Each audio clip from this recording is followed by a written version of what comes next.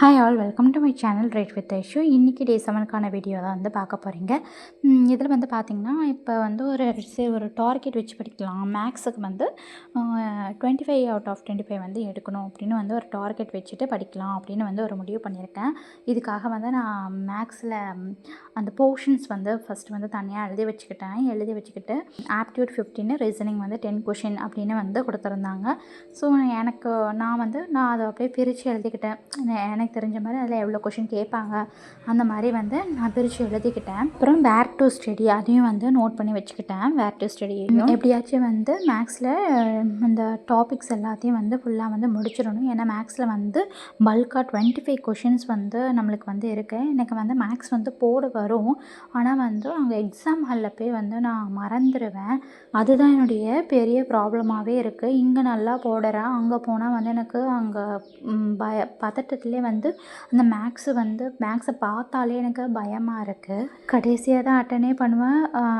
நிறையா ஸ்டேட்மெண்ட் கொஷின்ஸ்லாம் இருக்கும்போது எனக்கு டைமும் பத்தாமல் போய்டும். அங்கே போய் மேக்ஸ் என்னால் அட்டனே பண்ண முடியாது. ஏதோ ஒரு 10 கொஷின் 12 கொஷின் தான் வந்து கரெக்டாக அடிச்சுட்டு வருவேன். ஆனால் இந்த தடவை வந்து அந்த மிஸ்டேக்கை பண்ணக்கூடாது அப்படின்னு வந்து முடிவு பண்ணியிருக்கேன். ஃபஸ்ட்டு வந்து ஒரு 1 மந்த்துக்குள்ளே அந்த மேக்ஸ் ஒரு டார்கெட்டை வந்து 25 அவுட் ஆஃப் 25 எடுக்கிற மாதிரி ப்ரிப்பேர் பண்ணிடணும். அதுக்கப்புறம் வந்து அடுத்த சப்ஜெக்ட்லாம் கொஞ்சம் நல்லா கான்சன்ட்ரேட் பண்ணி படித்தோன்னா நல்லா ஸ்கோர் பண்ண முடியும் அப்படின்னு நினைக்கிறேன். மேக்ஸை பொறுத்த வரைக்கும் நம்ம எல்லா சமயமே ஃபிங்கர் டிப்பில் இருந்தால் தான் அங்கே போய் ஸ்பாட்டில் வந்து அந்த டைம்குள்ளே நம்மளால் வந்து ஆன்சர் பண்ண முடியும். அதுக்கு நம்ம இங்கேயே நிறைய வந்து ப்ராக்டிஸ் எடுத்து பார்த்தா மட்டும்தான் வந்து அது நம்மளால் முடியும். இல்லைனா அங்கே போனால் நம்ம யோசித்தோன்னா நம்மளுக்கு அங்கே யோசிக்கிறதுக்கே டைமே இருக்காது நம்மளுக்கு. அதனால் ஃப்ளூக்கில் தான் வந்து அடைச்சிட்டு வர மாதிரி வந்து இருக்கும். அந்த தப்பை இந்த தடவை கண்டிப்பாக பண்ணக்கூடாது அப்படின்னு முடிவெடுத்து ஒரு டார்கெட் வச்சு 1 மந்த்துக்குள்ளே எப்படியாச்சும் மேக்ஸ் போர்ஷனை முடிச்சிடணும்னு இருக்கேன்.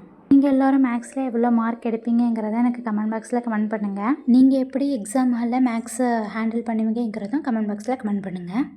இப்போதைக்கு first topic LCM and HSF போட்டு பார்த்துட்டு இருக்கேன். இப்போதைக்கு இதை டார்கெட் வச்சு முடிக்கலான்னு இருக்கேன். நெக்ஸ்ட் வீடியோவில் என்ன டாபிக் கவர் பண்ணுறேங்கிறத பார்க்கலாம். என்னுடைய இந்த பயணத்தை பார்க்கணுன்னு நினைக்கிறவங்க மறக்காமல் என் சேனலை சப்ஸ்கிரைப் பண்ணி வச்சுருக்கோங்க. கூடவே அந்த பெல் பட்டனையும் ப்ரெஸ் பண்ணி வச்சுக்கோங்க. இந்த வீடியோ பிடிச்சிருந்தால் லைக் பண்ணுங்கள். நெக்ஸ்ட் வீடியோவில் பார்க்கலாம். பாய்.